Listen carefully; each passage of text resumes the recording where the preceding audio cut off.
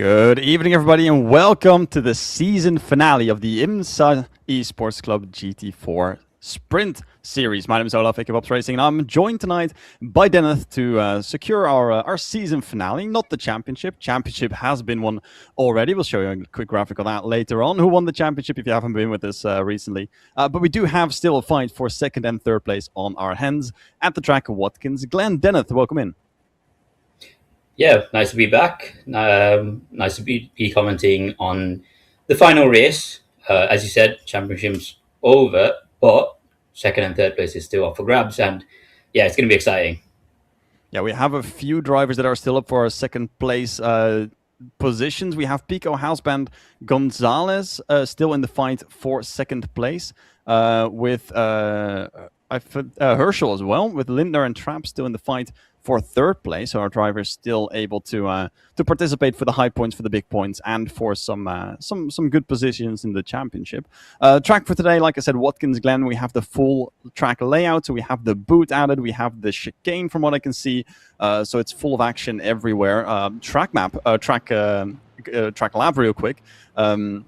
As we head on from a start finish right into turn one, a long right-hander with a lot of curb on the outside. You're allowed to take quite a bit of that, as our GT4 instruction car shows us out of turn one. Lots of exit curb, full throttle here through turn 2 and 3, and also 4 going up the hill. We can see some side-by-side action going along this section. Quite long, big slipstream here as we go on towards our chicane. Very fast right-left into left-right. There's a little bit of a bus stop chicane here. So there's one corner and two, lots of curb being grabbed here as well. As we head on to a very long, again, right-hander. This track is full of long turns, long corners. So that's perfect for some side-by-side moves. And everywhere you can take the exit curbs here as well in turn number 5. Well, 9 actually, if we count the chicane. Another long left-hander here before we go up to the uphill right-hander of the toe of the boot. This is a part where you can brake very, very late going into the corner as the track moves up and up and up, and you're cresting going right around the apex here. And this should see some inside dive bombs pretty early on in the race as well. Going onto the heel of our boot, we have a little dip to the right and then uphill to another left-hander, which should show some action, maybe a little bit less compared to the other action zones, but we might still have some dive bombs with some good exit switchbacks, because it's a very classic right-left situation here. Let's go into the final corners of our lap. Left coming up into a right-hander onto the finish line. Not that much to say about these few corners. It's mostly just single file following each other through, setting it up for the first turn of the next lap. Unless it's the final lap, then you're gonna be out of luck. So this is one lap around Watkins Glen. Lots of curbs, lots of high speed, lots of sweeping corners, and hopefully lots of side-by-side action as we head on to this beautiful, and I would say one of my favorite American tracks. Yeah, it's one of those classic American tracks that has really sweeping corners and loads of runoff to keep battles going. It's a brilliant track. I think we're going to be seeing loads of overtakes, loads of side-by-side action, and it's going to be very fun. It's a really good track for the final. Good way to send off the season. That's for sure. And of course, we have our off tracks, of course, that they have to be careful of. Usually around the exit of turn 1 and the chicane, of course, and the bus stop chicane that we have for that. Coming up, though, is the final round of our championship. That does mean it's a final round for prizes to be gathered. And our prize pack here, our IMSA goodie bag that's being showed here, is for our winning drivers and also for a raffle towards the end of the race.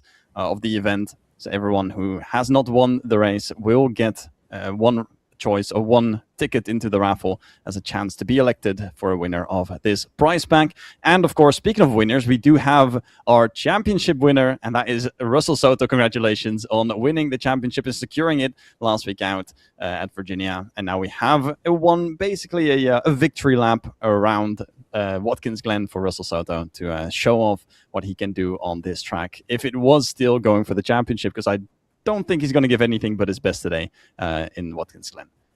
That being said, yeah, I'm sure Sorry. Do we have the views already for our qualifying view? Can we go on to the trackside pictures? Because I think that would be. I think we can anyway.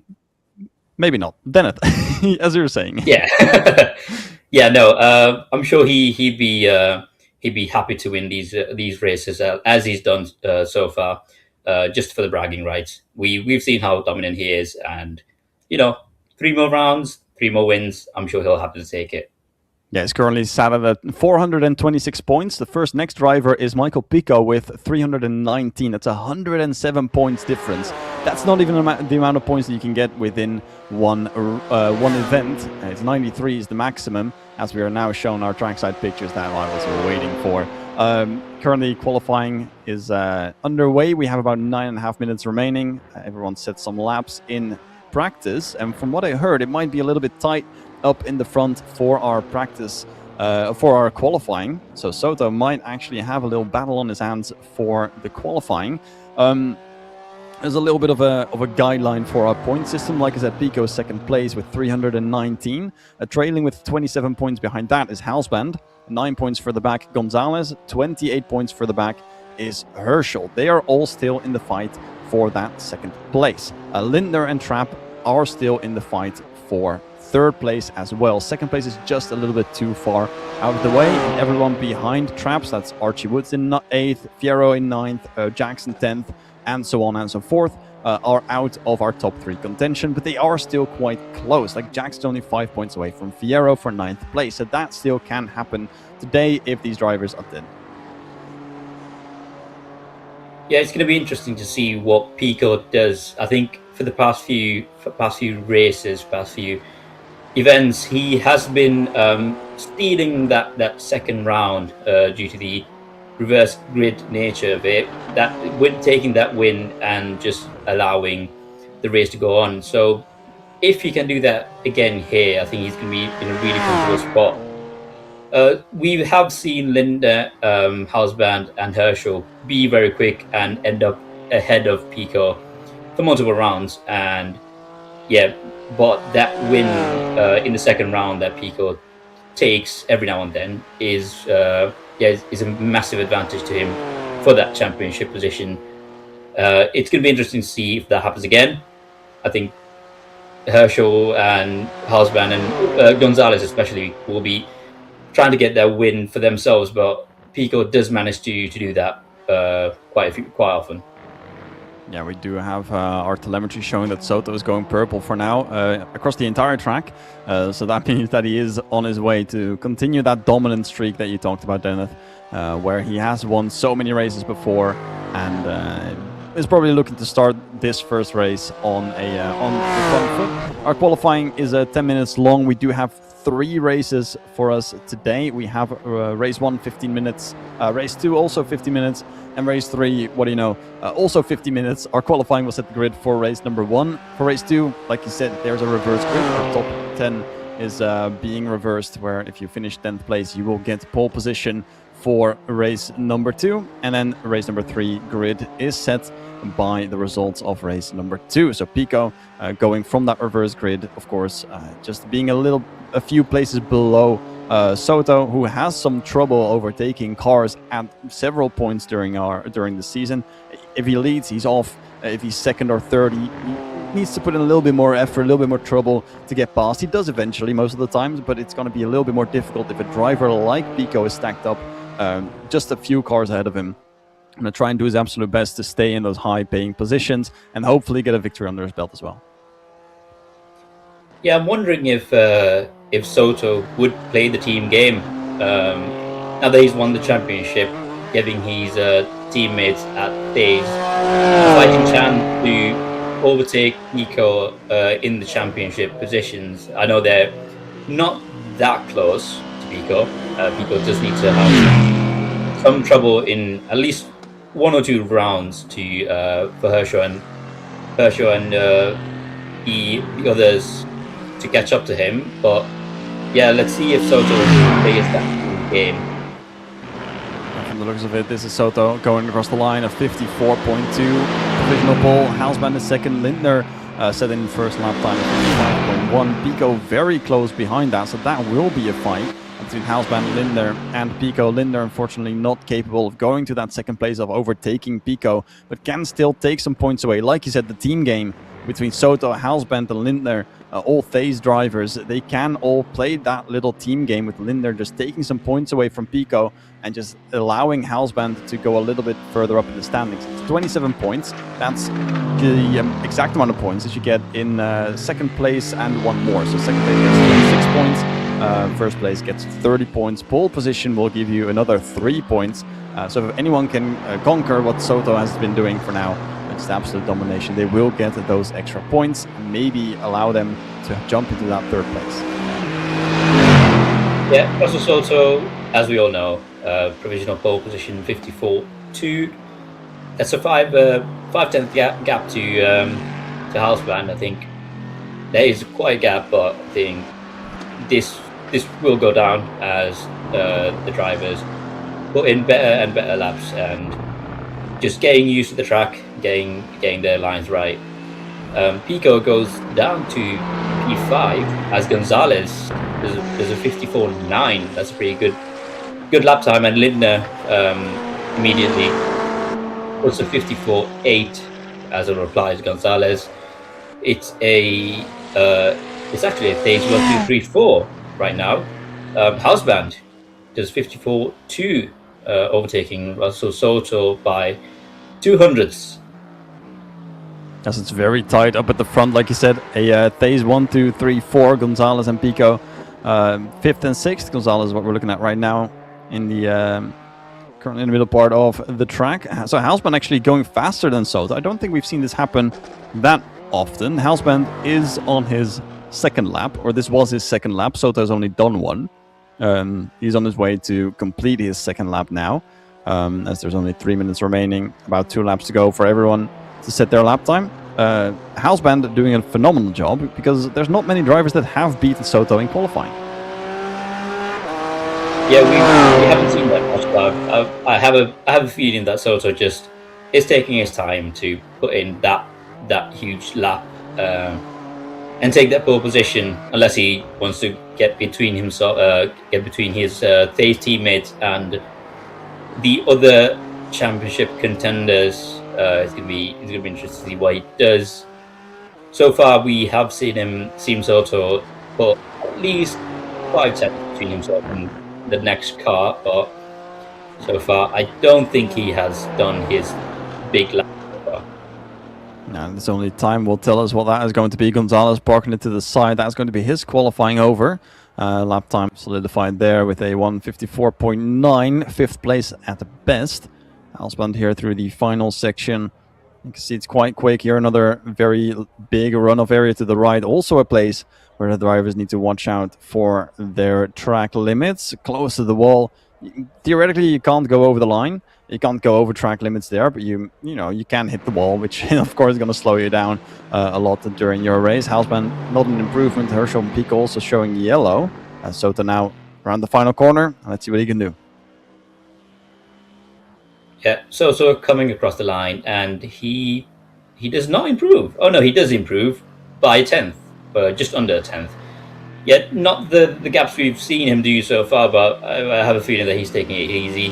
He knows he's won. He knows he has the championship. I think he's just relaxed and just going for a Sunday drive.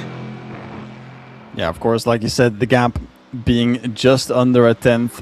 It's fantastic to see the competition that we've got now. Houseband being very close. Herschel in 3rd place, also only half a 10th off. Oh, half a second off, excuse me. Half a 10th would be insane. But yeah, it seems like we do have a fight on our hands for the lead of race number 1 and for the victory of race number 1. Of course, the gap between 1st and 2nd in qualifying doesn't matter. When you're starting on the grid, everyone will have the same distance, whether you're a 10th behind or 2nd behind or 2 seconds behind. The gap to 1st and 2nd is always going to be the gap to 1st and 2nd. But it is an indication of what they can do during the race. So currently looking at Soto and Houseband being separated by less than a 10th, that has something to say about their race pace and about what they're going to show in the 3 races to come. So hopefully we'll see a good run, a good start from Houseband, and try to challenge Soto for the victory. And we might have missed that, but Pico is in P4 doing a 54.7. There's a pretty impressive qualifying lap for him, getting P4 just behind Hausman and Herschel. It's good position, sets him up for a good position and a good finishing position potentially for round 1. And the finishing position for round 1 will, of course, send you further back for round 2. But of course, that's going to be an entirely different discussion once we actually go into the race. Actually, going further towards the back on race 1 might sometimes help you. We've seen that previously as well. Drivers who crash out in the first few laps of the race, being sent all the way to the back of the grid. We've got 11 cars now, so that has like 1 place buffer basically if you want to go into those 10th positions to get the pole position for race number 2. But we have seen some surprise victories for race 2, where the drivers get into an incident, go towards the further back end of the grid, and then get sent all the way to the front for pole, and then just defend like crazy to keep that position. Yeah, Pico did do that multiple times in the past few events, and yeah, like I said, it's going to be interesting to see if he does that again. And if he does, that could be P2 in the championship sealed for him. Because, 10-point gap, putting 10 points over his closest rivals. Because of that round, it's going to pretty much seal P2 in the championship for himself.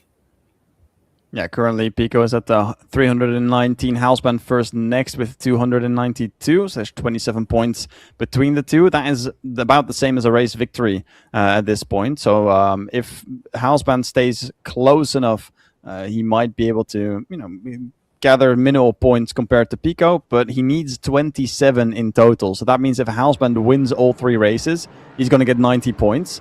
And Pico needs to get at least 10 points difference, so he needs to be 4th or lower in every single race. And considering we have a reverse grid, a repeat victory for 1, 2, and 3 will be very, very difficult, and only giving more chances to Pico to win that second race, if, of course, that happens. Yeah, here we are in our formation lap. All the drivers following behind. Russell's also in pole position. He's our championship winner. Just warming up his tyres. Hausman in P2 doing a 54.2. Herschel, the other Day's teammate of the drivers ahead of him.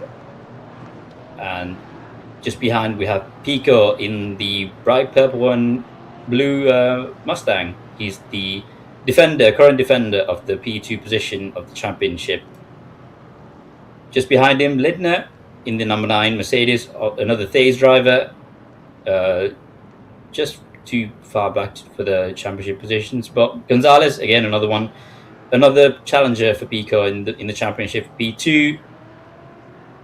Purdy just behind him, P7. He showed some good performances before. Alvarez just behind him in the Mustang again. Some drama in the past few races for him. Watson, new name, I think. I don't remember him seeing him in one of these races, but yeah, he is P9 doing a 57.9. Droty, a name that we know from before, from the previous rounds. He not some incidents with him in the previous rounds, but he's in P10. And Trapp, rounding up the end of the grid. He didn't do a qualifying time, so he is all the way at the back, P11, starting dead last. Yeah, we're looking for a good competition here, of course, like we already discussed before. Pico in 4th place, the defender of the 2nd place position. The title, of course, cannot be defended anymore, or cannot be attacked anymore. It is Soto that has the position and has the championship to his name. So Pico, the first position that can still be attacked. Hausman will have Herschel and Soto around him back and front to shield him from Pico, and maybe even play the team game, like we mentioned before. Try and maybe back Pico up a little bit and allow for Lindner to go past in certain situations. We'll see after, of course, we hit our our first few laps, and we'll see who takes the lead out of turn 1. Will it be Soto, or will Halsband go around the outside of turn 1, make a daring move, and send it along for the race lead? Yeah, and we see the safety car just rounding out the final corner, peels off into the pit lane, and the drivers will be waiting for that green flag, which should come right around now, and they're off. Green flag, and Pico moves out to the outside, trying to get that position. Soto's defending his two teammates, but all the way around there. Oh, and there's contact. There's contact between Halsband and Pico. Pico's around. Halsband takes the position, goes all the way around the outside on the runoff. Gonzalez making moves on Herschel, trying to make moves on Herschel. He's past Soto. Soto's all the way down in P11. I think he was part of the contact there in turn 1. Gonzalez fucking up behind Herschel, and Halsband leading the way. So the contact in turn 1, we had Soto on the right-hand side, Herschel or Halsband on the left-hand side. Pico instantly darting towards the inside as he just makes some contact from steering in too much, or not steering in too much for the other drivers. Soto being spun out as a result of that, now all the way to the back of the grid. Yeah, here we see the Thais teammates fighting it out into the boot section. Halsband defending his position, P1 position, but Herschel is still there. I think there's a car spun around back there, but trying to go for that move, Herschel on the inside, but Halsband covers it off, just drives into the apex and blocks off his teammate. Gonzalez still behind, having some trouble with Lindner, just tucked in behind him in that slipstream, goes defensive into this corner, but Lindner just couldn't make it work.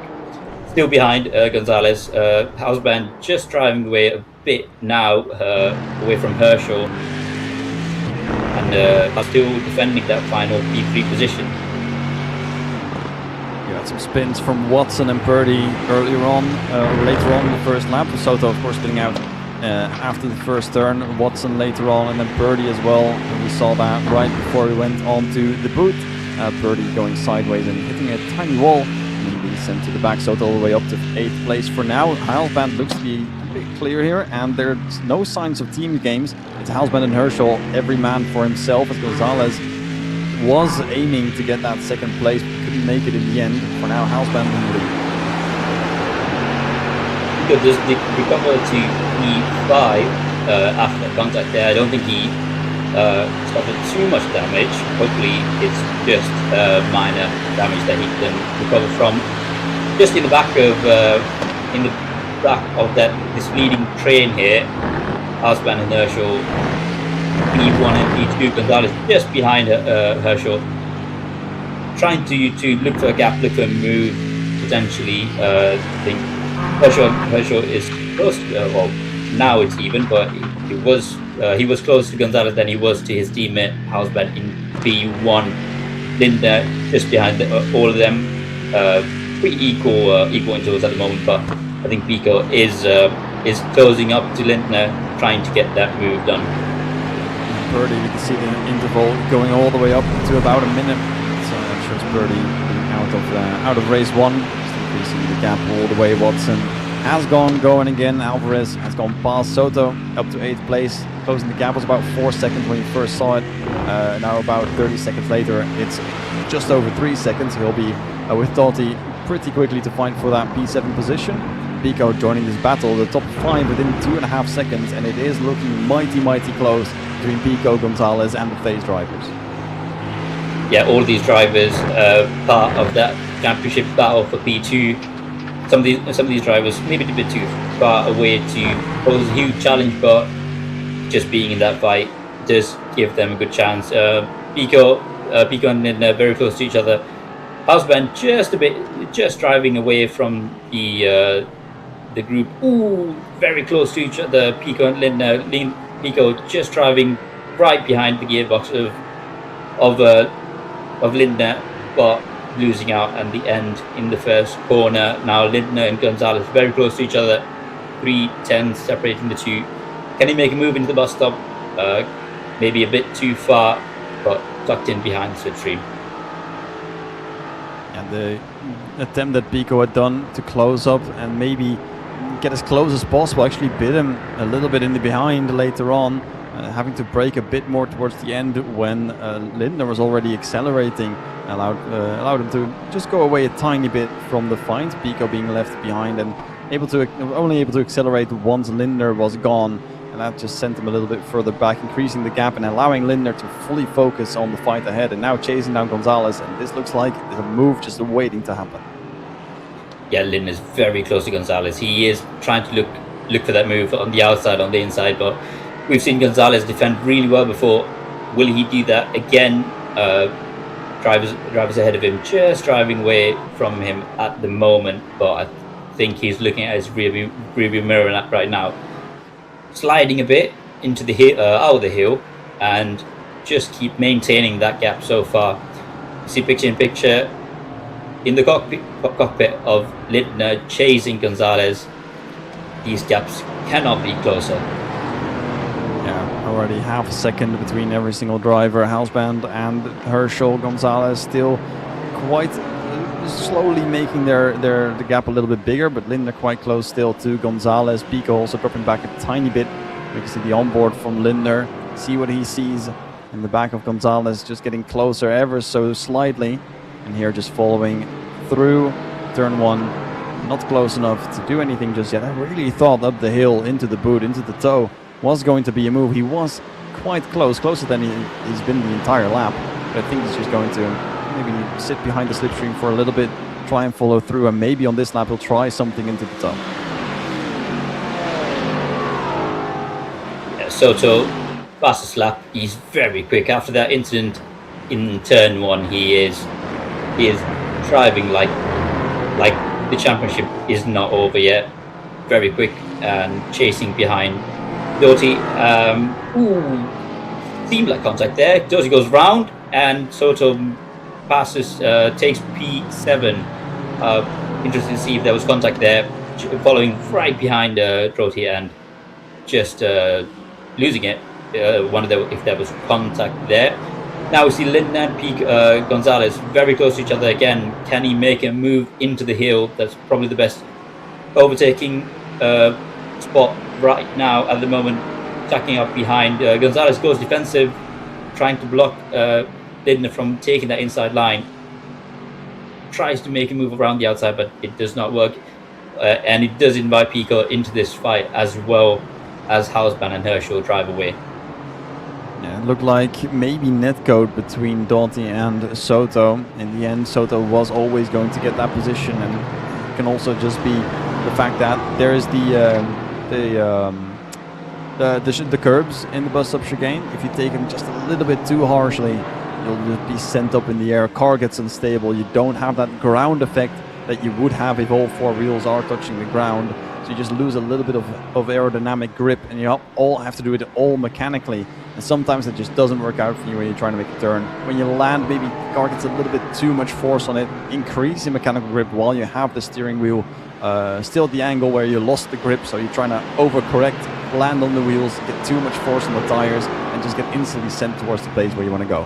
It's either that complicated explanation or it's content. It's one of the two, and we'll see that in the replay. Yeah, here we see Pico right behind Lindner. Is he going to make a move? He's not, just tucking up behind the bus stop chicane. Gonzalez ahead of these two, just waiting for something to happen so that the pressure comes off of him. But Lindner, I think, is maintaining that gap really well, stopping Pico from making any move and taking his position. Now he looks like he's pretty close to, just not close enough to make a move. Very close to each other, these three. And this fight has invited Pico into it, but it has excluded Hausband and Herschel, who have been running away together. We just see them disappear out of the picture. It's Hausband and Herschel, 1-2.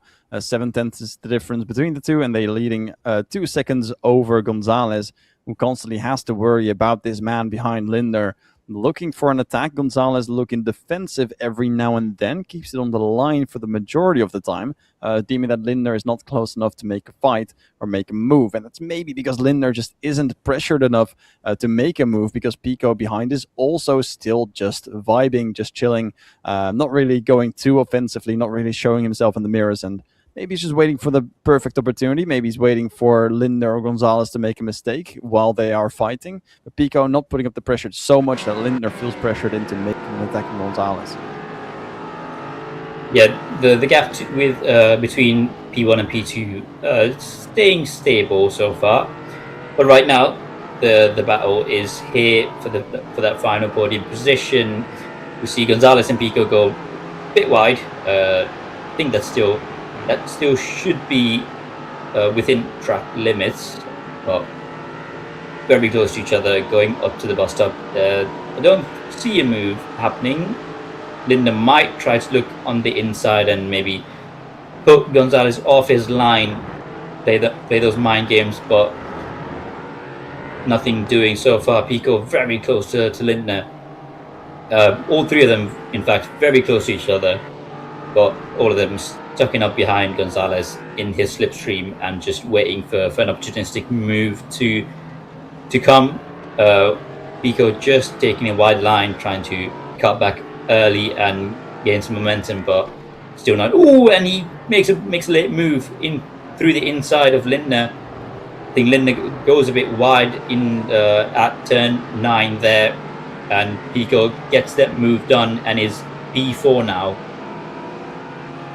Yeah, this is the type of move that I was explaining already in the on our instruction lab. We have the uphill section of the toe, and the track just jumps into you. You kind of like push the car into the track, giving you so much more mechanical grip from the suspension, from the tires. Everything just compresses, allowing you to just have more turning and have more braking force, as the front grip just does not disappear as fast as on a flat corner. Pico making excellent use out of that, just sending it in the turn. A very, very late move. And I think Lindner didn't just go wide. I think he got surprised. I think he was absolutely scared to bits to make contact with Pico, as he's trying to do the same thing into turn 1 with Gonzalez. Yeah, Pico looking for that move on the for that move into turn 1, but Gonzalez just sticking to his line, and Pico does not make a move on the inside. He was pretty close, but he just did not make that move. I think he's waiting for that bus stop chicane to make that move, use the slipstream as much as he can, tucking up right behind Gonzalez. Let's see if Gonzalez defends this corner coming up the bus stop, or if he doesn't fight too much. I think they're bump drafting there. Yeah, bumper to bumper, Pico and Gonzalez, but Pico does not make that move into bus stop. I really thought Pico was going to pull out at some point and send it into the chicane. I mean, these cars, they're GT4s, they're bricks on wheels. They don't really have that aerodynamic advantage going into the turn. There's no way for Pico to actually go past unless Gonzalez gets pushed into some sort of mistake. And he has to wait for this moment, and I think he was. Yeah, Gonzalez goes wide there on the exit, and it just lets Pico through. Just ruins all his momentum out of the corner, and Pico just drives by. I think Pico was putting that pressure on Gonzalez, and Gonzalez just made a mistake. That was an easy move for Pico into P3. Very good position for him in that championship standings. Yeah, Pico making easy work of those positions. Someone who's not making easy work is Russell Soto, currently still in 7th position. So that's quite a difficult moment that he's got there for himself. He is, of course, will have a little bit of contact from that first lap, but then again, Pico will also have some of that contact. With Russell spun out, having some of those maybe flat spots on his tires will definitely hurt his pace a little bit. Currently 7th place, gap 2.5 seconds to 6th. He's not able to make up positions. Pico was. Halsband and Gonzalez, the drivers, to fight for that 2nd place, and Halsband the only driver. Oh, Herschel's still on there as well. So Halsband and Herschel, the drivers, to gain points over Pico. Halsband, the most important part, gained 4 points into the gap that Pico had over him. So only 23 points remain if they finish like this between Pico and Halsband. 1 lap remaining. We have gone over the line. It's the white flag. 1 lap to go for Halsband and everyone else behind him. Yeah, we saw Gonzalez aggressively defending Lindner towards the end of the previous lap. Picture we see Herschel and Halsband just not really fighting, just maintaining that gap and driving to their 1st and 2nd podium positions. Pico goes really wide there and invites Gonzalez closer to him. Lindner just following through Pico, I think, made a mistake, just very wide in that exit of the corner, and just trying to hold off Gonzalez. One more lap to go, a few more corners to go, and he should secure that P3 in this round.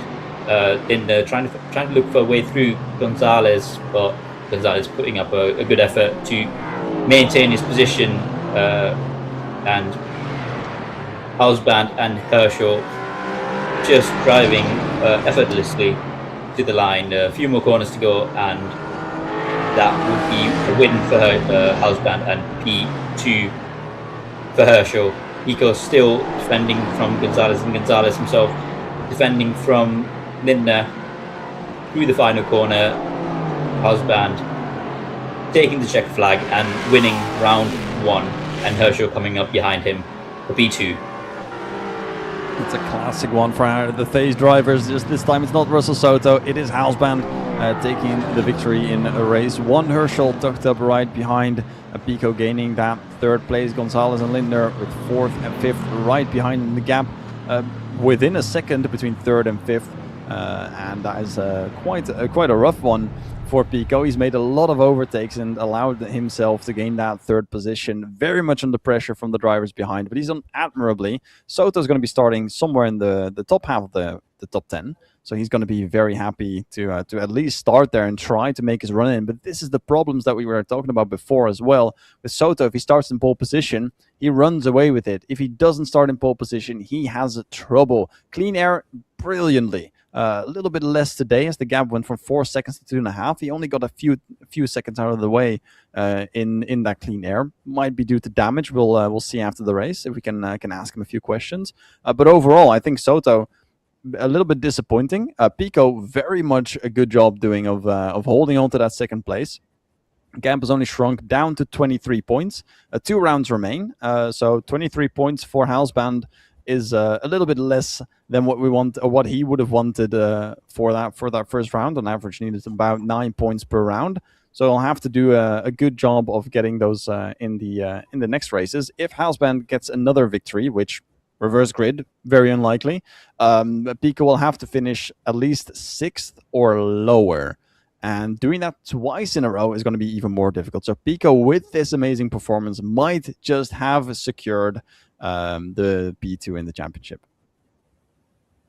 Yeah, I do think we have replays for turn 1, that turn 1 incident with Soto and Pico just having contact and going off track. Pico moves into the outside, trying to gain that position, and there we see, it's 3 into 1, Herschel and Soto. Herschel and Hausband making contact and then hitting Pico, and Soto just spins around. It could be that his car unsettled on the curb, but that's a pretty strange incident there. Yeah, I thought it was Soto on the inside, but he was absolutely clear of the 3 behind him. That was Pico, Hausband, and Herschel. It was Herschel all the way on the inside. He was able to go through unscathed. Hausband as well. Pico being sent wide, and Soto just losing the car on his own. That's not what we know of him. Yeah, it could be that his tires weren't warm enough and the curb just unsettled him. But yeah, it's a really strange incident for him, especially. Yeah, we'll have to see if that happens again on race number 2. He was starting within the front half of the top 10. Our race winner, Hausband, will be starting way in the back of our grid. So he'll be having some challenges going further up and claiming some more points. He'll have Herschel right ahead of him to carve some paths, but still 2 positions ahead of Hausband, who will be Pico, the driver, to take away the points from these 2 drivers. And Gonzalez, of course, will be starting right in front of him. Yeah, here we are in the formation lap for round 2. Alvarez in P1, Watson, Doty, Soto starting P4. Going to be interesting to see how quickly he gets to that P1, or if he has another incident. But behind him, Trapp in P5, Lindner, Gonzalez, Pico, Herschel, and Hausband rounding up the top 10, with Birdie taking up a lonely P11.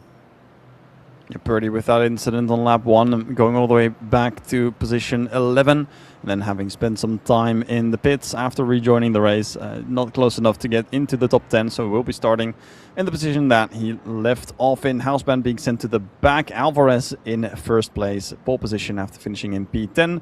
Watson and Doughty also part of some incidents somewhere in the race. Watson earlier on and Doughty when fighting with Soto for that 7th place. So Doughty in 3rd place, Soto in 4th. Trap, quite a clean race and quite a lonely race, I should say. Hasn't been too active in the numbers. Did keep Soto behind with a substantial gap. That is an achievement on its own. I think Trap can be very happy with that one. And then, of course, Lindner, Gonzalez, Pico, the trio that we've been following throughout almost the entire race for 6th, 7th, and 8th. And then we have Herschel Houseband 9th and 10th. The 2 drivers that went off into the sunset after the first lap finished, and they will try to make up some moves, make up some places for our 2nd round today as we head up into the boot, the position of the place where Pico gained that position on Lindner. The great overtake, and I think the best overtake that I've seen so far. It's a very late bomb, and we have seen more of those today earlier. If anyone has watched Formula 1, no spoilers, but there has been a very, very good late send into turn 1. I'm not biased because I'm Dutch. That was just a very, very beautiful move. Pico taking some notes and absolutely sending it on Lindner. And then later on Gonzalez allowing him to get that 8th place. And now he gets to do that all over again. How fun. Yeah, I think he is aware that he has a points lead from any challenger that is behind him. I think he's happy to defend his position, or maybe just make life a bit harder for Houseband. Gonzalez just ahead, but we did see that move, that brilliant move, like you said, on Gonzalez by Pico. I'm sure that he will be happy to maybe do that move again on Gonzalez and take that position from him. Now into the final corner, they're just about ready to take the green flag. Safety car should be coming into the pits now, and it does. That leaves Alvarez open air to take that flag to drive away, and it's green flag and they're driving away. Soto on the grass, almost 2 wheels on the grass, and all the way around the outside he makes that move right away into P1. Alvarez just does not take advantage of the full track ahead of him, and Soto makes a clean move around everyone around the outside. Brilliant move for that one. Pico sending it all the way through now in 2nd place. Alvarez having a bad start, not really getting away off the line. His car not wanting to roll the way that Soto rolled from 4th place into 1st, and then Pico in 2nd. Already quite a big of a gap towards Alvarez, and then it's chaos behind. Yeah, I think there was contact to the wall, and Watson there just coming out of turn 2. Ooh, and Alvarez just loses at the back end into turn 6. Oh, and there's a massive contact there. Watson and Alvarez, just huge contact. I think that was Watson collecting Alvarez, just losing it, and straight into the side of Alvarez. In front here, not in front. Oh wait, he is in front. Pico is in P2. Did not see that happening, but he's P2 right behind Soto here, trying to look for a move, and it does not happen.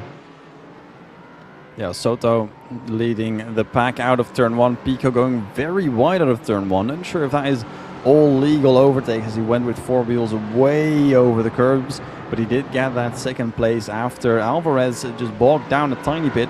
Lost the car in Alvarez, that is, lost the car throughout the exit of the bus stop. So he did try to recover, did admirably. In the end, touching some grass, going off to the track and collecting Watson on his way. Now, of course, it's never a fun part, never a fun thing to do. And we do have another yellow for Lindner, who seems to be dropping down the order. Yeah, picture in picture, there was some contact there. Lindner going sideways out of the final corner, and I think he has recovered. Yeah, he has recovered and making his way in P9.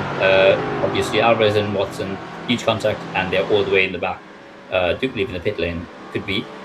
There we see Gonzalez trying to look to make his way past Doty, and I do believe he does. He's on the inside. I think that he is clear of Doty and into P5.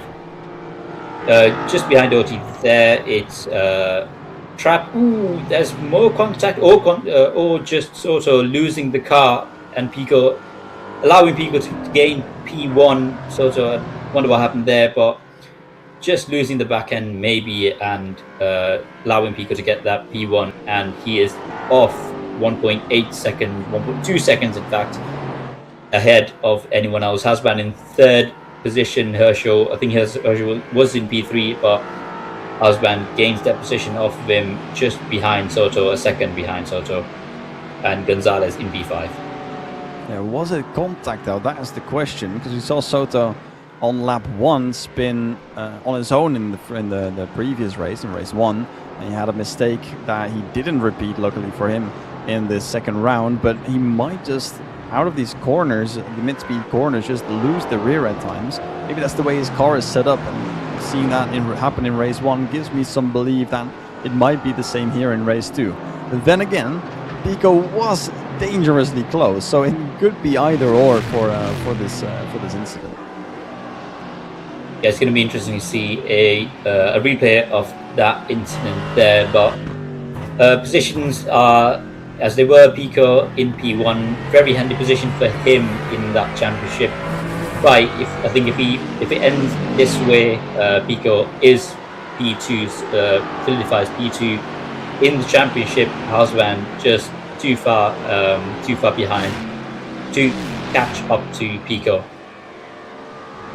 And gap is currently 23 points. Even if Hasban gets second place, the gap will go down to 19 points. 11th place gets, if I quickly calculate, about 12 points. So even if Hasban goes in the first place for race number 3, he's only going to get about 18 or 19 points over Pico, and he needs a little bit more. Ooh, actually, if it's 19 points, it might just be tied for second place, but that does mean that Pico will have to go. No, Pico. That's only if Hasban wins. If Pico wins this, it is solidified. I'm sorry, I was messing up. If Hasban gets the victory here, Pico in second place. All that Hasban needs is for Pico to go all the way to the back of the grid and finish 11th. Maybe he's got a chance. I have to calculate down between the warm-up between round 2 and round 3.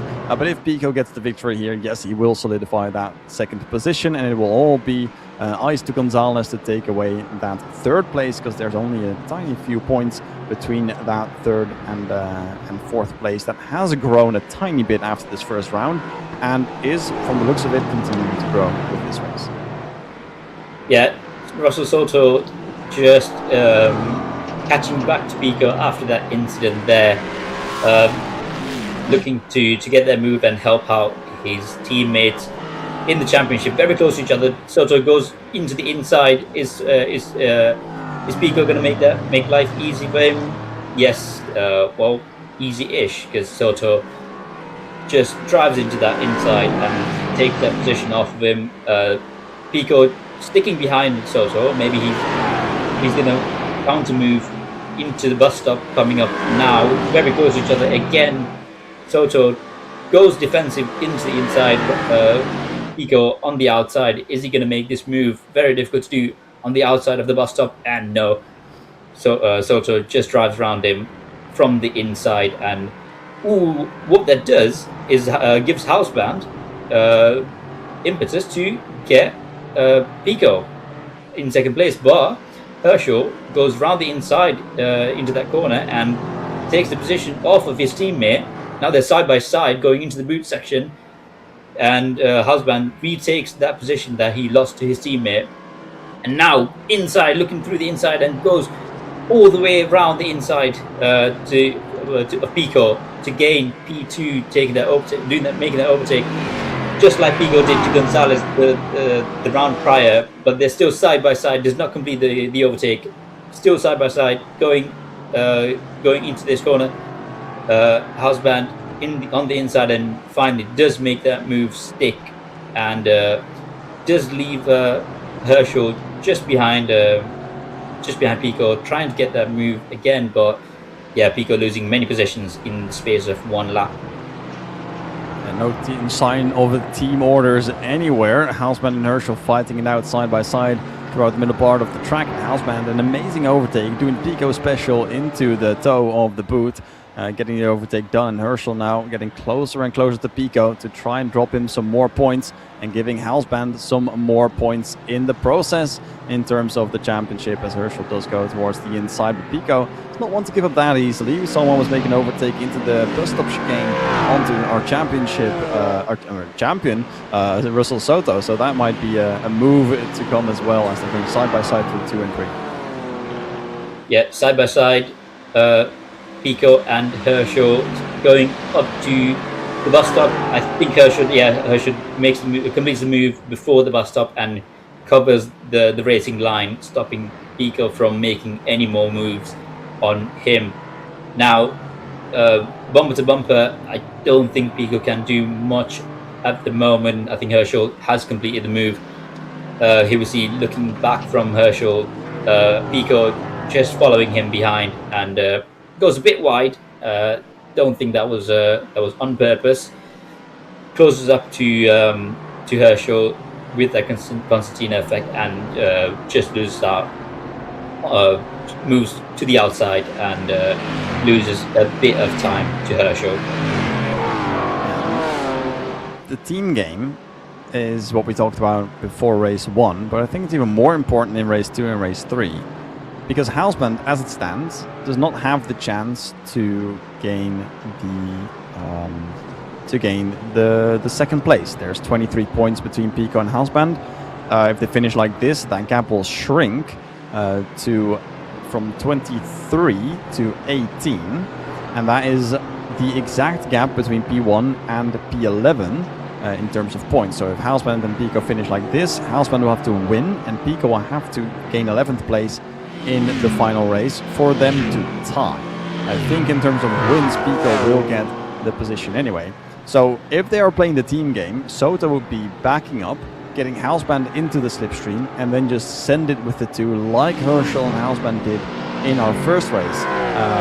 Either that or they're just praying for Gonzalez to make an absolute godsend of a move, which he is looking to do as he is chasing down Pico, who's losing time to Herschel. But it doesn't look like they're playing the team game. I think they're just playing everyone for themselves like they have been for the rest of the season.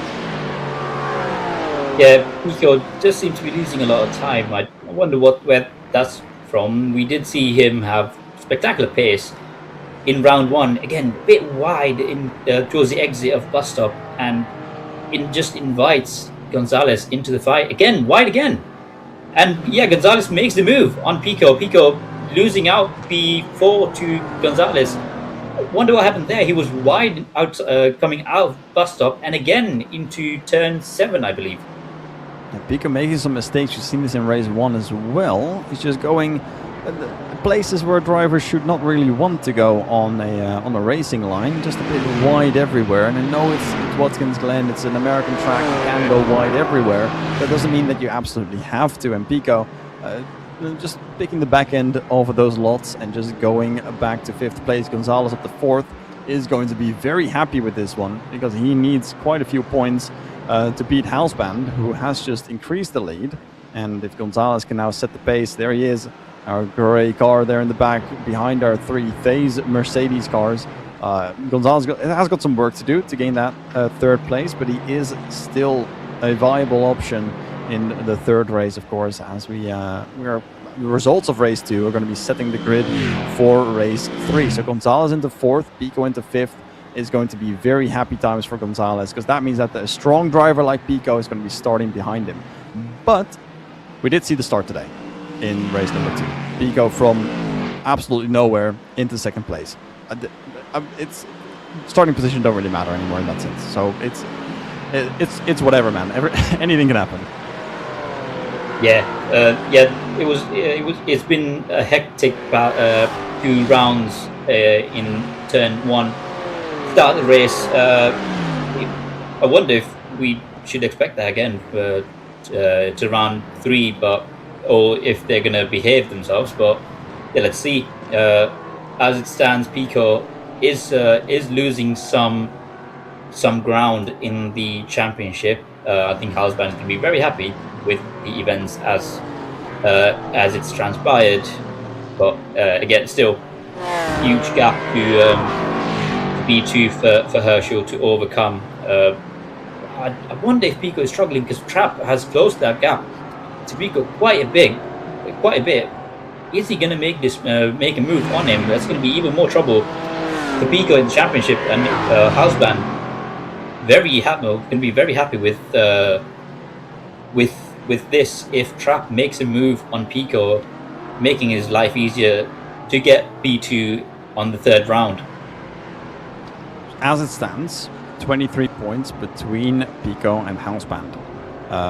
If they finish reverse, so if Pico loses the position to Trap, it's going to be from 2nd to 6th place, another 9 points. So that means that the gap will go down to 14 points, going from Pico to Houseband. Pico still leading. 14 points. For that, Pico only needs to finish 8th instead of 11th, with Houseband in the victory. So if Pico's struggling in this race, dropping further and further back, it's going to gain him less of a chance to gain a lot of positions at the start, or to try and fight with Houseband in the start of the race.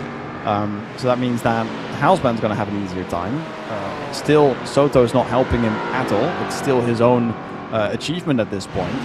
But Pico looking like he's in a lot of trouble, especially in the championship. And I am pulling up these numbers all the time. And I apologize if the math is going a little bit quick at times, or if they're wrong 1 or 2 points. That can happen, of course. But I am trying to emphasize how important this is for that 2nd and for that 3rd place. Yeah, Trap stuck in behind Pico, looking for that move. Pico is struggling, and Trap is trying to take advantage of that. Going into the inside. Ooh! Spins out, loses the back end, drifts all the way around the corner.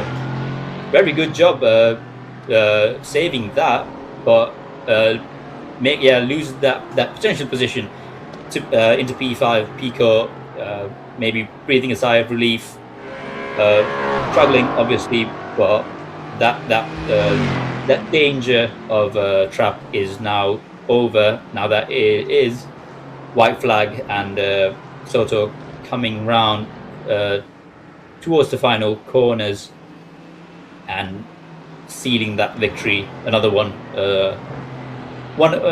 of many in his record. Houseband in B2, I'm sure he's happy with this position and gaining those valuable points. Soto takes a check flag. Houseband P2. Herschel and Gonzalez rounding up the top 4. Pico coming P5, maintaining that position due to Trap making a mistake into the boot section.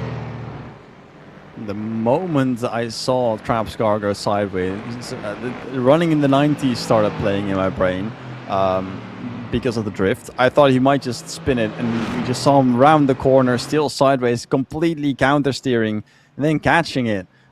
Someone makes an edit of that. Someone has to make an edit of that. That was an insane recovery, a catch from Trap. He had the gap behind, of course, about 10 seconds, which he didn't even need because it's only 2.5 seconds back that he finished behind Pico. But that was a very nice save. Luckily for him, didn't lose too many positions. But the gap is now from Pico to Houseband down to 16 points. And it is still possible. It's getting closer and closer. Houseband wanted that, of course, to be 12 points, but he needed to overtake Soto for that. And he's not going to give away position for free. He is Russell Soto. He's our champion. He doesn't give away position for free. He grabs positions, as he did in turn 1. As he, I was going to say he's going to do again in race 3, but he's going to start on pole position. Pole position for, of course, a race winner from race 2. And Houseband in 2nd place will start on that first row alongside our champion. And we'll see how far along he can go from that 2nd place. And maybe this time he will get a little bit of a push from Soto, but that does mean that Pico will have to finish, quick calculations, 9th or 10th. So that's the target for Pico, finish higher than 10th place. Yeah, Pico is starting the next race quite far down. If he keeps struggling, I think this championship is open, at least for P2. We do have a replay I think for Alvarez crashing in turn 1 with Watson, if we have it. We should have it. We're waiting for the directors to pull that one up. We have the replay. The replay, of course, with Alvarez losing the car into out of the boot, not out of the boot, out of the bus stop chicane. Also starting with a B. Just losing the car a little bit, going sideways, and then of course hitting the grass and collecting Watson. Here it is, Alvarez onto the left and then right. We'll see if it is indeed. Yep, he already started losing it on the right-hander, braking. Catching it, not going to the wall, but dragging his car along the sand, overcorrecting a little bit too much, collecting Watson, both hitting the wall, and both drivers just returning to the pits, or at least Alvarez returned to the pits with just a little bit too much damage on his car, and just overall not really happy times for Alvarez. Not the best event that he could have, but he still has the third round to compete. He started in P1. After finishing P10 in our first race. Not a very good finish for race number 2. Redemption, third time's the charm, right? Yeah. Hopefully he has a clean race and maybe makes a few positions.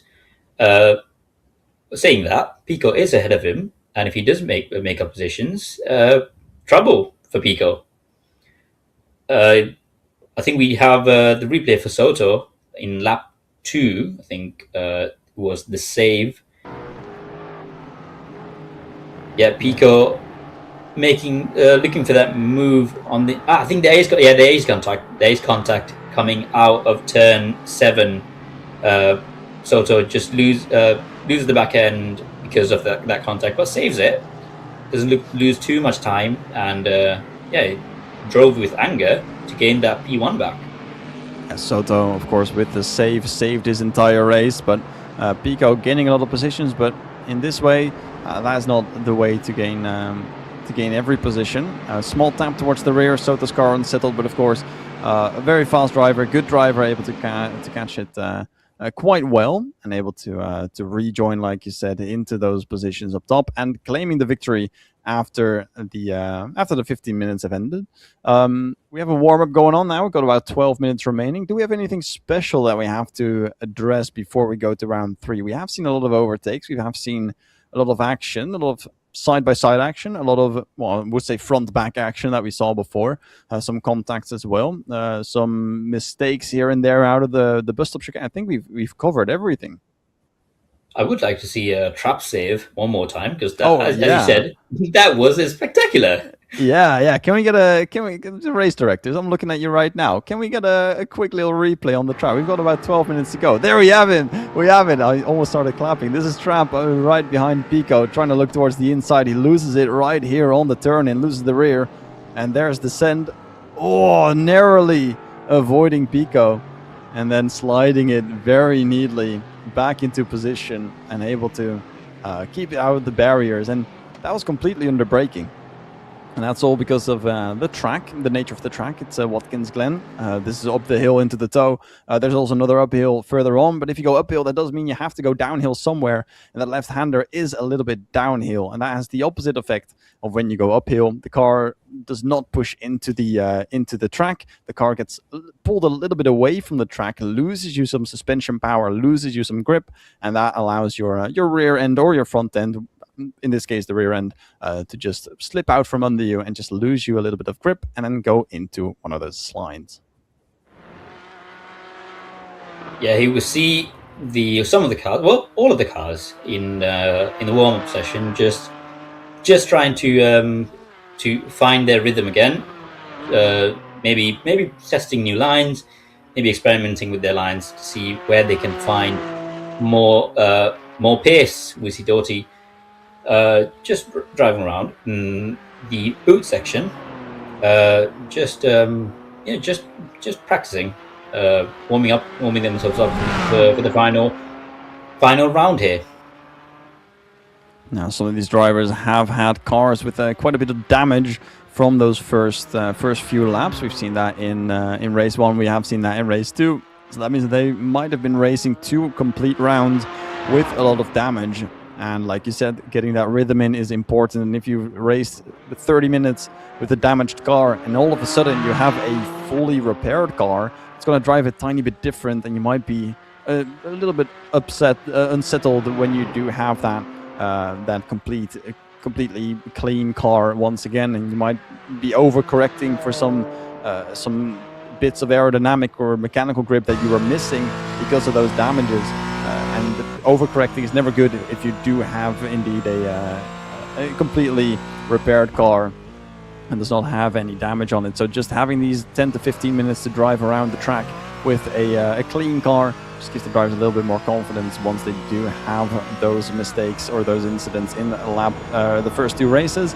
Then again, it does not guarantee that they will go out unscathed of the first few laps. As we go quickly along board here with the number 7 going through the first sector of the track. Here we have the chicane once more. We've seen the lap plenty of times, but this time a full onboard, and you see how much the car just tilts once it goes over these curbs into the bus stop in the right hand there. You can also see how much the track just goes down from this point and just goes up and down over the hill here.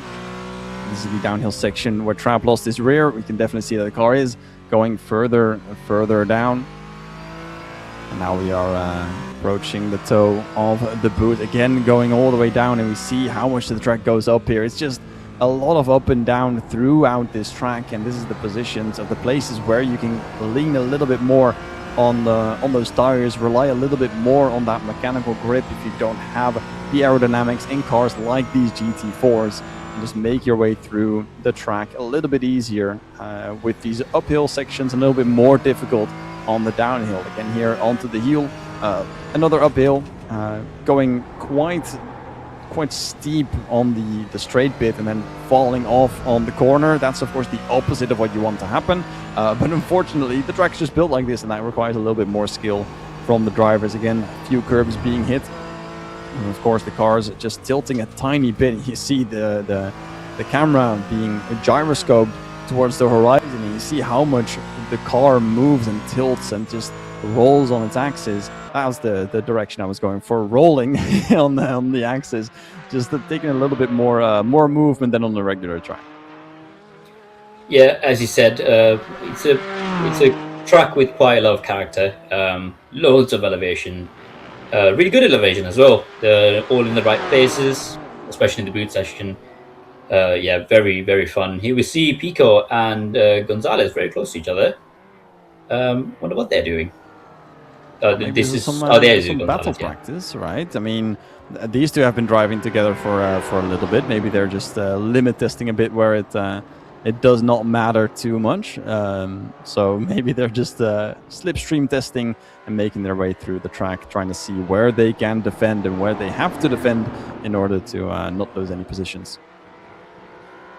Yeah, Pico starting further back in the grid, so I'm wondering what practicing defensively would do, but here we are. It's not quite the race, but Pico and Gonzalez were battling it out. Into turn 1, no move. Yeah, like you said, I think they're just sitting in that slipstream, seeing what happens. I've done this plenty of times before. I've practiced as an Indy race at IndyCar in Indianapolis. Which probably was enough by seeing Indy. It was an Indy race, 100 minutes around the track. Was quite a revelation to drive with other drivers. I've been doing a lot of solo practice before the race, and for qualifying, of course, as well, as that is completely solo. And you do some laps and you get your fuel calculations, and you know exactly how much fuel you can carry to do those consecutive laps you need for your qualifying. And then you calculate the exact same fuel usage for the race after doing a few solo stints. But as soon as you drive together, there are some differences in fuel usage, as Pico does his best trap impression there into the left-hander.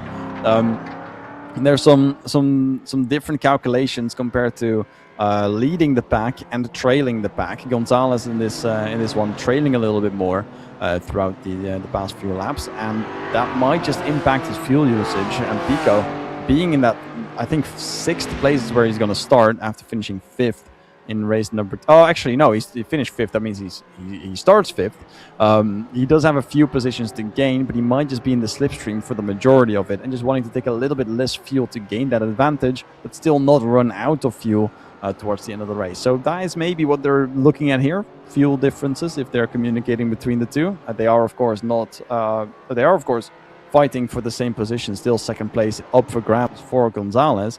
But maybe they're doing a little friendly practice. Yeah, I wish we could interview these two, because Pico loses it coming into the boot, and Gonzalez gives the place back. So yeah, very interesting practice going on between these two. Yeah, maybe I think from what you mentioned just now, the fact that Pico got the position back so quickly, that might just be the evidence that this is a planned practice and the planned method of going through this track. And just maybe Gonzalez asking Pico, hey, I've had some trouble these past few laps, trying to see how much gap we need in order to make an overtake in sections like the bus stop or anywhere else, or how much you can actually gain in overspeed on these tracks. Because of course, getting a slipstream means you get more speed, but having more speed means you need to brake a tiny bit earlier. First of all, not to slam in the car in front, because as you go slower and slower, the time gap stays the same, but the distance gap gets smaller and smaller. So you want to maybe not follow as closely, so otherwise in the brake you're going to step in or run into each other. But also, as you're going faster than your opponent, you have to brake earlier to make up for that overspeed. And those are just things that I can only speculate about what they're practicing. If we indeed could ask them what they're doing, we would have some answers. But I think it's just maybe it's one, maybe it's all of them, maybe it's nothing. We can only guess. Yeah, we did see Pico going really aggressive on the bus stop. Not many. We didn't see many drivers go like right over the curbs on the bus stop. I think it's possible, at least from my experience in driving around Watkins Glen, you can take bus stop very aggressively. Not quite as aggressively as Pico just did, but yeah, it is possible. There is some separation between Gonzalez and Pico now. Maybe Gonzalez has all his answers. What he was trying to do, and he is happy with what he has discovered. But they're both on track still, driving around, practicing, and getting their head in. Yeah, the problem with the bus stop chicane is that if you have a lot of aerodynamic components, you still get a lot of downforce going over the curbs, where if you lose a little bit of a ground effect, it doesn't matter too much. But these cars, if you look at them, like I've mentioned in the previous race, they're just bricks. They're basically rectangle boxes on wheels. The aerodynamic effect that they do have is a little splitter and a little wing and the ground and the floor. And if you go over some curbs, you're going to increase the ride height of the car, usually on one side as you go over the curb. And increasing the ride height will lower the ground effect of the floor, giving you less aerodynamic pressure, less aerodynamic power, meaning that you basically spin a little bit easier. So taking a lot of these curbs in these cars can be quite tricky, especially if they're leaning so much on this aerodynamic power. If you have cars that are only mechanic power, only mechanical grip, without any aerodynamics, like the old Formula 1 cars or some of the street cars that don't really have any aerodynamic, not even the floor effect. I mean, if you remember, probably not, because I wasn't even born yet, and we both weren't. But if you're watching and you're older than 60 or 70, you might remember the old Formula 1 cars that didn't really have any ground floor. I remember booting up a Assetto Corsa and driving a very old Lotus car that was basically a bullet on wheels. You don't really have any ground effect. You have aerodynamics, sure, but that's just to lower the resistance and not to give you any downforce. So those cars can just completely rely on mechanical grip and absolutely send it very fast over those curbs if you have the right suspension setup, because that doesn't really lower any sort of grip, and because you can just basically take one straight line without losing it completely over the curbs. These cars rely mostly on the ground, mostly on the floor, so changing your ride height in the setup really messes with your downforce and with your steering inputs and with basically every single bit of cornering performance that you have. And going over these curbs too much can upset that a lot. Now, these are quite flat, so they're a little bit angled, so it's not too bad. But yeah, you can still have those messy effects once you actually go too much over those curbs and just have the car basically do this instead of this. So that tiny bit can just mess you up completely. Yeah, another good example of a pure mechanical grip is MX-5s, which I drive quite a lot. With those things, you just straight line the entire bus stop right over the curbs. Yeah, nothing aerodynamic going on the floor there. The floor of the car is just a little bit too high for it to have any form of effect, Venturi effect, for those that are physics nerds like me. There's no effect going there in terms of airspeed or pressures because the car is just a little bit too high off the ground. If anything, going over those curbs pushes the tires back into the car a little bit with the suspension, putting the car lower to the floor, giving it more downforce by just going over the curb. So, yeah, MX-5s are great on Watkins Glen. They're fantastic. And like you mentioned, a perfect example of going absolutely straight lining through the bus stop. Yeah, we did see the end of that warm-up session. Now we're getting ready with round 3, the final round. Will we see Pico secure that P2 position in the championship, or will his woes that we've seen so far, will that manifest into a house band victory or P2 position just behind his teammate, who has already sealed it? He's been champion for since the previous week in VIR, and yeah, let's see what happens now. Yeah, the gap 16 points between Pico and Houseband. Remember that, 16 points. P1 gets 30, P2 gets 26 all the way down. So if Houseband does get P1 off of Soto, he does need Pico to score less than 14 points. So that will be, from what I can see, a 10th or 11th place. So if Houseband gets the victory, Pico needs to be all the way to the back of the grid. So being in the top 10, I think will secure P2 for Pico. Even 10th place, I believe they'll be equal on points. And if Houseband gets second place, or anything other than the win for that matter, Pico does keep that second place because there's no way for him to lose so many points that he gets out of that range that Houseband has on him. So Houseband needs the victory, and otherwise he is out, and Pico needs to stay within the top 10, or else he might have a chance of losing that second place. That is what we're looking at. I haven't calculated all the points for Gonzalez. He was 9 points behind Houseband, but he's finished both races behind Houseband. Fourth place now, on to second, gets him another 5 points. And in the first race, I believe he was also 2 or 3 positions back. So that gap is now almost 20 points as well from Gonzalez to Houseband, meaning Gonzalez most likely will not get that third place in a similar situation that Houseband is in with Pico. So that is going to be the fight for second place, Pico and Houseband.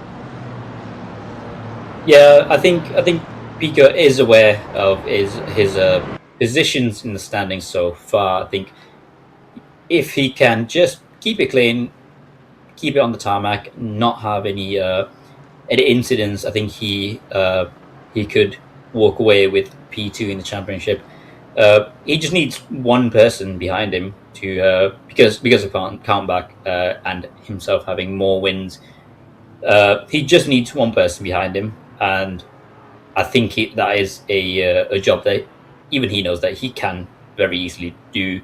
That being said, Houseband needs to win for that outcome to happen, and I don't think Soto is gonna let go of his potential win, even though he has won the championship. I don't think he is willing to give away that P1 very easily, even if it's his teammate.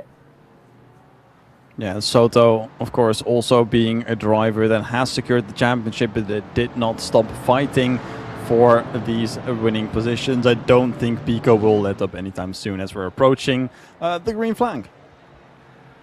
Yeah, safety car's in, looking at the flag to drop, and it does drop.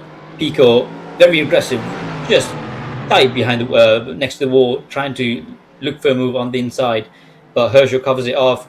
Pico does make a move on Gonzalez, who's around the outside. Ooh, and there is contact. There is contact between Herschel and Pico. going into turn one, Soto and Hausman driving away with Gonzalez behind. It's going to be interesting to see what happened there. I think there was some contact between Pico and Herschel. Herschel making a recovery, but Pico is in P6 at the moment. Soto and Hausman side by side. Is he going to make a move? Ooh, very close. Soto around the outside, inside even, holding onto that position, and Hausman tucking up behind Gonzalez. Very close to these two. All that fighting brought him right back into the fight. See if he can make more moves. He needs much more points to make a dent into Herschel's lead of the championship, which could be too late at the moment. We saw contact, or at least a very quick move from Pico off the line going towards the inside, and a quick response from Herschel. But if you look at the standings, there's only 9 cars present, which means that if Hausman gets the victory, Pico had to go 10th or 11th, which both aren't possible, meaning that with this 9-car attendance, we will have Pico in 2nd place confirmed. Hausman will take 3rd place as he is ahead of Gonzalez. And it's Gonzalez and Herschel, 30 points difference before this event. Herschel has gained a few points, is now going to lose a few again. So I think Gonzalez 4th place will be settled. So we have basically, I think, our top 5, top 6 with Lindner. Yeah, I think we have our standings complete now. Yeah, what will happen to the other 2 drivers? But even then, Pico does manage to recover and hold on to P6, and that's all he needs. I don't know if he's aware of it. I'm sure he is. He probably knows that he just needs to finish this race in any position, and he has covered P2 in the championship. Hausman and Soto just playing it safe so far. Soto isn't driving away as we've seen before. It could be that he is. He knows that he's won the championship, and he just doesn't need to push as much as he did before. We see Pico and Doty fighting out into turn 7. Nothing doing there. Maybe he is looking for a move coming into the boot section, and he does look for a move and goes right through on the inside. Doty does not make it difficult for him, and Pico gets that position into P4. I thought Pico was going to wait for this part into the toe, but he did a little bit earlier. That was a trap-worthy move, but luckily not a trap-worthy slide. Pico making it through Doty up to P4. Doty actually just being clean and escaping all of the contact that happened behind, all the way up to P4 and then down to 5th place. Watson and Lindner are still fighting for 6th. That's the fight that we're looking at right now.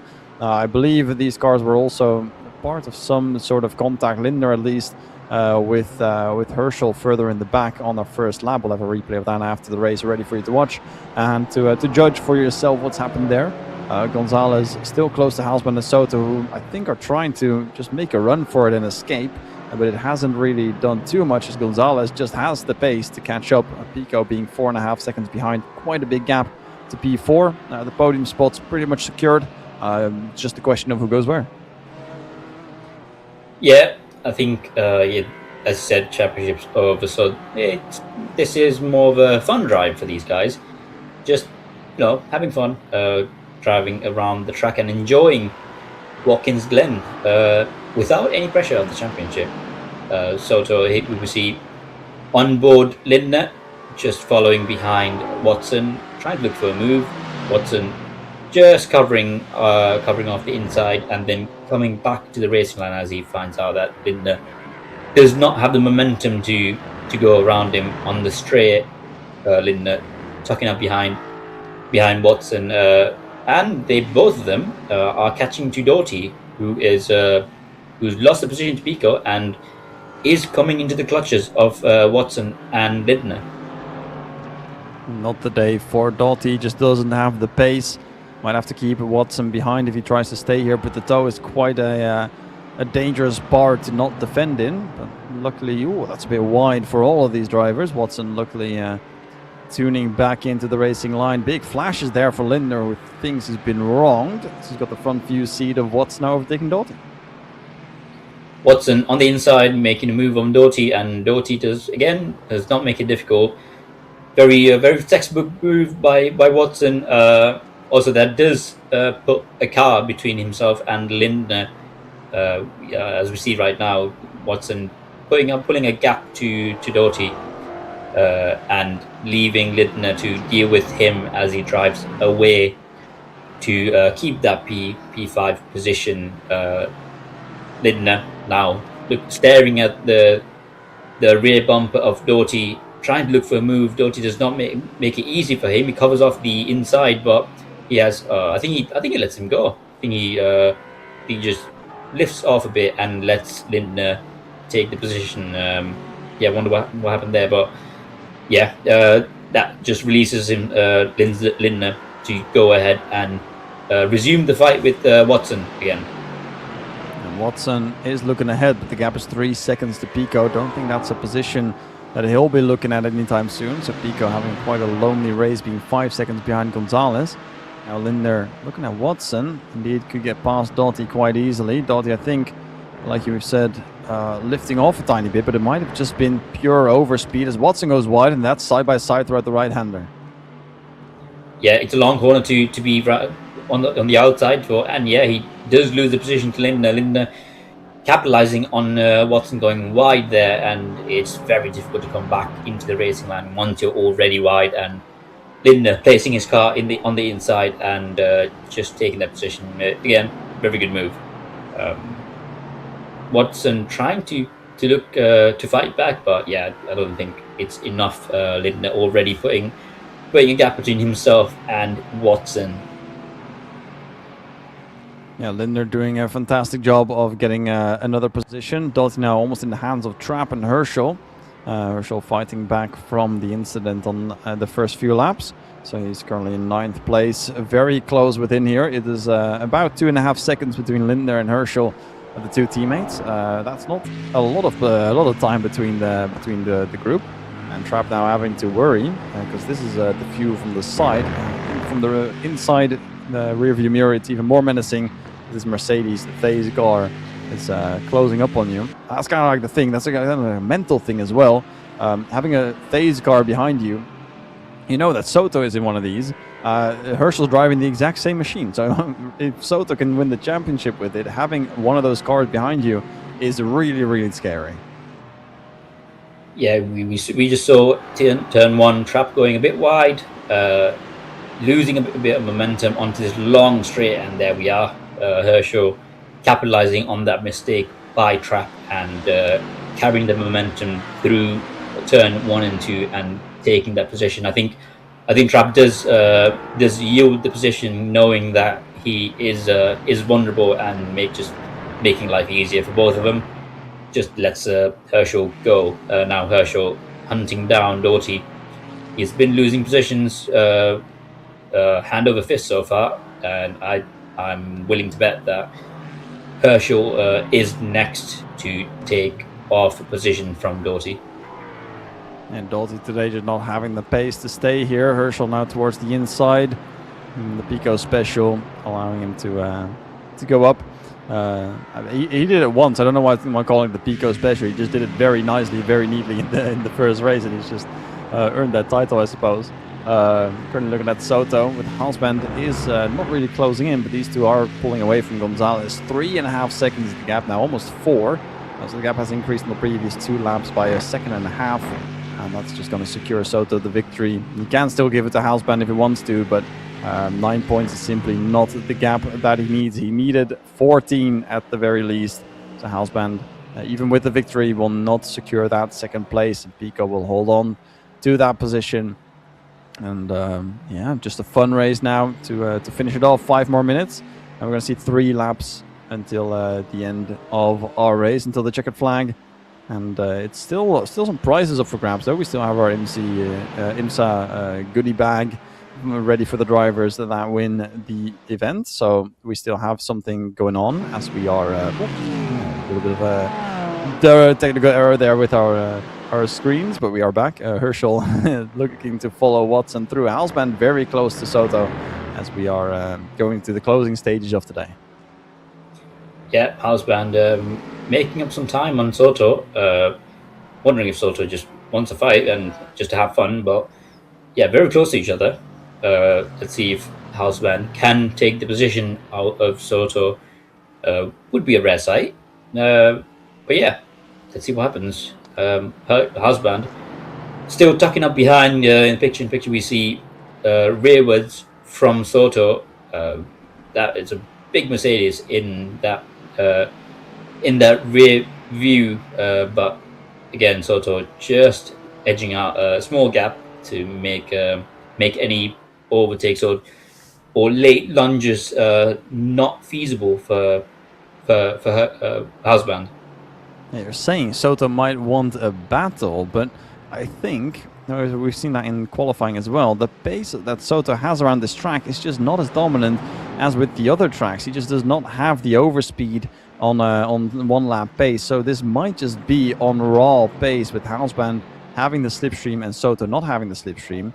It might just be that one tiny bit of a boost that Halsband needs to get into the pace that Soto has, because the gap just simply is not that big. Soto does not have a happy time here at Watkins Glen and will still claim another victory if things stay like this. But his pace is just not what it's like on other tracks. I mean, his pace advantage over other cars is just not what it was on other tracks. So this might just be a clean race. And we have seen these cars, the stage drivers, all do a race of their own. No one's doing team orders, because otherwise Halsband would have won the previous race to increase his chances. Then he would have maybe still been in the fight. But yeah, it is a good fight here between Halsband and Soto, and Halsband might just take away the victory if Soto makes another mistake, which he has done a few times. So here's to hoping. Yeah, it could be that Soto is struggling between at bus stop down through to the entry of the boot, because that gap is again down to 3/10 between himself and Halsband. But as we saw in the previous laps, I think Soto does have the pace advantage towards the end of the lap, where that gap increases yet again. It's interesting. On a bad day for Soto, he's still comfortably on the lead.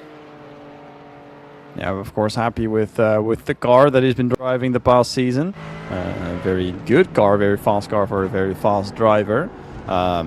Pace just doesn't disappear in one go. He's still fast, he's still good, holding on to 2P1, holding on long enough with the car in your slipstream. That's an achievement on its own. You need to have some pace advantage, and we see him go all the way over the curbs as well. That's a testament to how hard he is pushing, and with the laps being just over 1 minute 40, and we will have our white flag this time around, meaning it's the final lap of the championship, a final lap of today, and the final lap of this third race here at Watkins Glen. We've seen a lot of stuff happen today.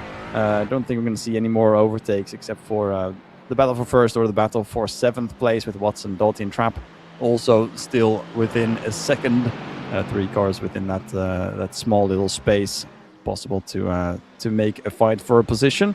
And Halsband getting closer and closer, but losing out on places to go. And maybe just an overtake on this final lap would round up the season quite nicely.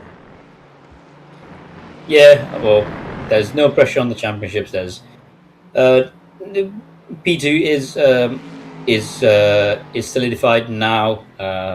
If I was Halsband, I would just go for it. Send a lovely lunge on his teammate, and have some fun.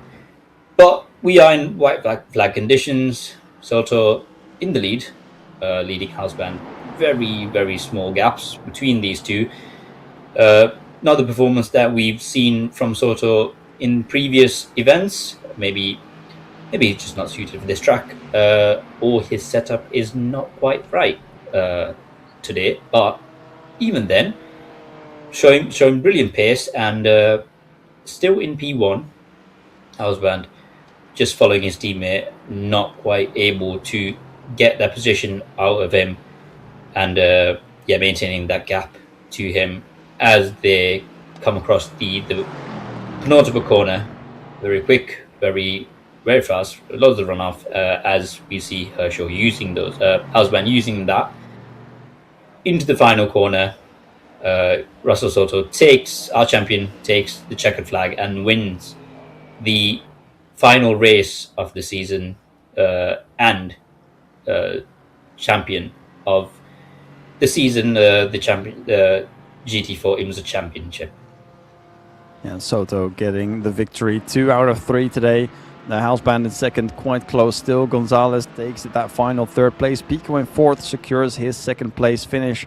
Trap over the line, just not close enough to take that 8th place away from Dante, who is also just behind Watson in 7th. Herschel gets 6th place, and with Lynn there in the middle of the pack in 5th, will also gain quite a few points into the championship. Not really any differences for our standings. We've had Soto in first, Pico second, Houseband third, Gonzalez fourth, Herschel in 5th. I think that's exactly how it's going to stand towards the end. We'll have to check the website afterwards to see if that is going to stay the same once the event is over. You can check for yourself as well. Go to gridfinder.com. Just look up IMSA GT4 or IMSA Esports Club GT4. The full name is the IMSA Esports Club GT4 Sprint Series. If you're really curious, you can find the standings there. Of course, you see Russell Soto in first place, and we see the other drivers all lined up nicely. Behind that should be Pico, Houseband, and then Gonzalez with Andrew Herschel in 5th place. We do have a replay from our first lap, first turn. We have some sights from our, I think, arguably the decider of today's order. Front two, Soto and Houseband with Pico a little bit further behind. There's the contact. Sent Herschel all the way around, and that's Gonzalez being collected as well, with Pico being able to go right on through. And a quick recovery from Herschel allowed him to go a little bit further up the positions as well, with a little bit of damage and just damage containing for the final race of our season. Unfortunately, some contact. Maybe the stewards will have a look at that, see what will happen in terms of our standings. And here is our championship cars, the Thais drivers, just having a little bit of fun going around the bus stop, having some spins and having some doing some donuts. So they're of course having fun with the final race. That being said, we are over with the season at the IMSA the Esports Club GT4 Sprint Series. As a big round off, I think we will have we got our graphics again. If you're just joining us before, we haven't mentioned. I don't think we've mentioned this enough, right? I don't think we've said enough champion and championship throughout this season. So if you've missed it completely, Russell Soto is our champion of the IMSA Esports Club GT4 Sprint Series that we've been holding here at the Gridfinder. Round 6 is over, but he's collected it before this at round 5 already. So he's going to be happy to take that home, the championship for the number 50 Thais driver. And this Mercedes, of course, the car that we have seen dominate this field throughout the past 2 months. Just absolutely cooking everyone that is on the track. Russell Soto, your champion. That being said, I've had an absolute blast watching these races and watching these events. I think, Deneth, you've had the same experience. If I may ask, what if there's like one top moment that like defines this jam? What's like the top moment of this championship that you think that is why I'm watching this?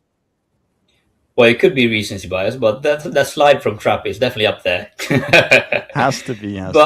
Yeah, but the Russell Soto seeding the championship the previous round at VIR. Really good performance from him in the entire event. That previous round, I'm definitely not biased, but it was definitely one of the highlights of the season.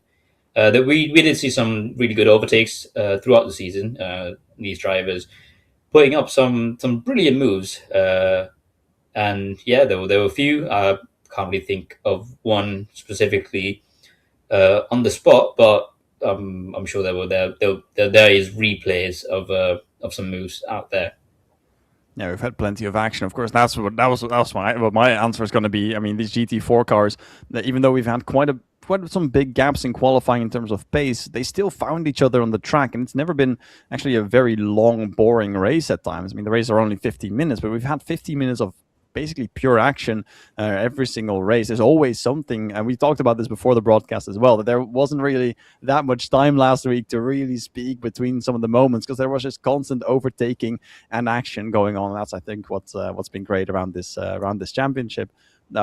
And rounding that with that one off, I think we're done for this evening and done with the championship. So I want to thank everyone so much for joining us for the past few months and supporting us for these races, and Gridfinder, of course, as well. If you want to race on Gridfinder, you can do so, gridfinder.com. You can go sign up for some races. Maybe one of these championships will go back, will be broadcasted, and you can join in on the fun as well. Maybe you'll be featured on the Gridfinder channel and get a very nice graphic like Russell Soto. Maybe even fight with Russell Soto. Who knows? He might just be here in the next coming season as well, or next coming championships on Gridfinder. I've been Olaf, aka Wops Racing. You can find me on wopsracing.com or at Wops Racing on other socials. Dennis, do you have anything you want to shout out before we head it off? Not really. I'm just happy to be here. I've enjoyed my time here commentating on these races. It's been really fun. Just being with you all, the viewers, the team, everyone, the drivers, and just enjoying good racing. Nothing much to shout out. Just happy to be here. Hope I'm back. Yeah, we've really enjoyed being here in the booth, and then it was great working with you and great working with everyone behind the scenes as well. So I think that being said, thank you all so much for supporting, and hopefully we'll see you again soon.